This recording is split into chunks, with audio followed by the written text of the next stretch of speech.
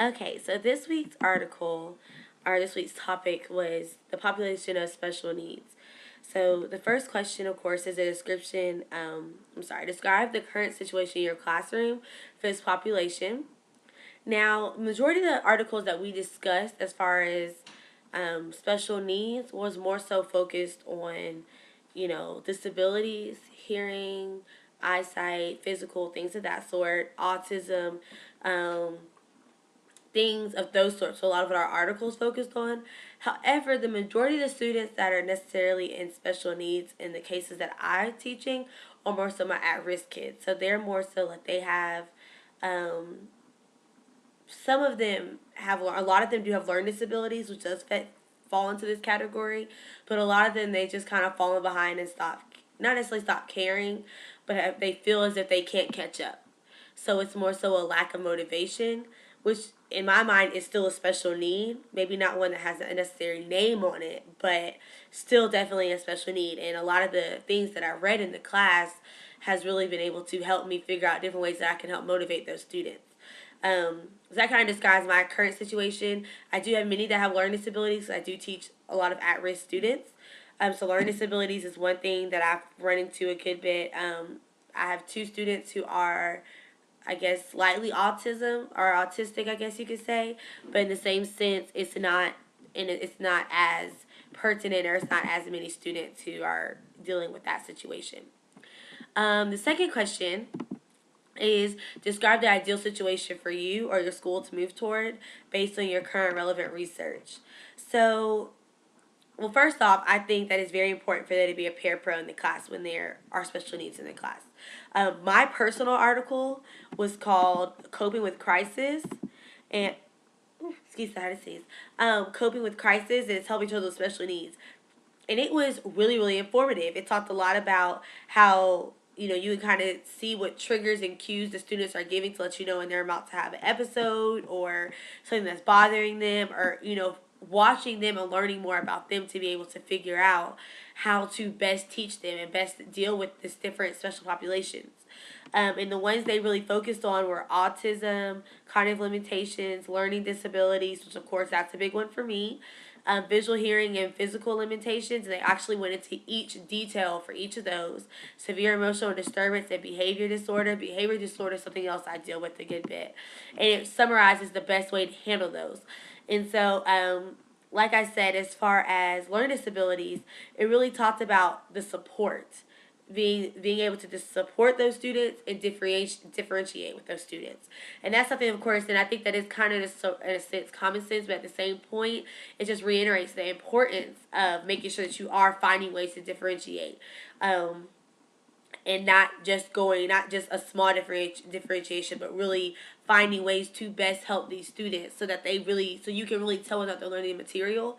Because just like I'm working right now, like I made it very clear in the beginning of the semester that I hate writing. And I think if I was having to write papers and things of that sort, the way that some of the students are doing versus talking to you and explaining it, my grade would not be the same.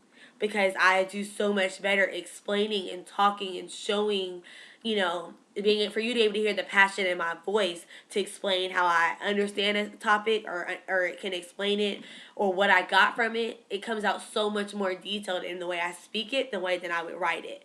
Because writing just stresses me out to no end. So I just think that I definitely can use this own situation and know how important it is to differentiate with my students, especially those who are in special needs. So they're going to need that extra attention and need that extra help. Another article that I found to be very informative was the 7 ways to bring out the best in special needs students. And the 7 things they discussed was discover your students' strengths, provide positive role models with disabilities, develop strength-based learning strategies, use assistive technologies and universal design for learning tools, maximize the power of your students' social networks, help student envision positive future careers, and create positive modification in the learning environment. And the 2 that I thought were the most, that, really affected something that I could definitely do the most, were finding my students' strengths and help students envision positive future careers. Because, like I said throughout this whole entire class, motivation to me, I think, is the most important things for students. A lot of times, students stop believing in themselves because nobody has let them know they can do it. And after a while, they might lose faith due to their grades, due to their situations, or due to whatever the case may be.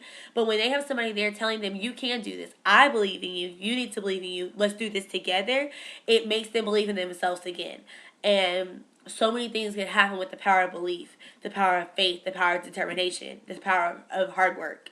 And so I think by defining my students' strengths, just like you did with me being able to speak, you get to see so much more from what that student is learning and so much more from what that student can do than just by going, just trying to figure out the basics or looking at, the articles in a sense, but just looking and seeing, okay, it says for autistic kids that you should let them sit by themselves. Like, well, maybe this particular student's strength is being around other people. Maybe they need to be pushed. Like, there's so many different things. So I think it's very important to get to know the student and not label them, but truly get to know them so you can find their strengths. And then again, envisioning their future careers. What do they want to do?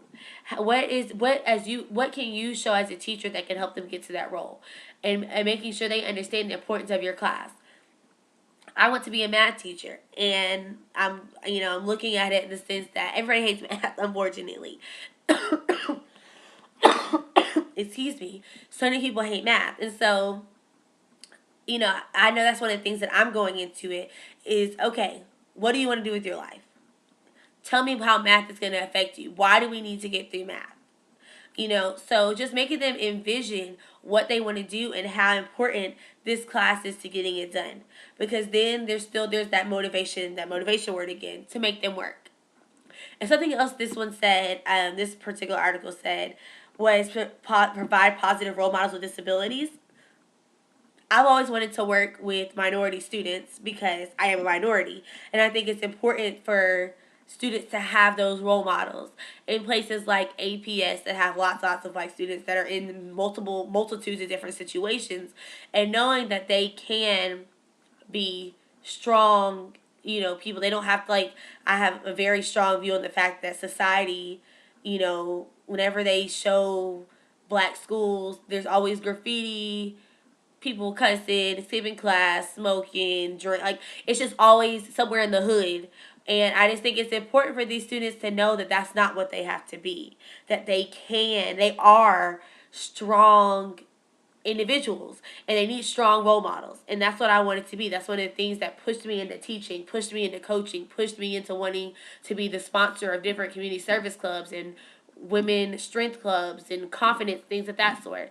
And I think I never thought of it in the same sense that students with special needs need the same thing.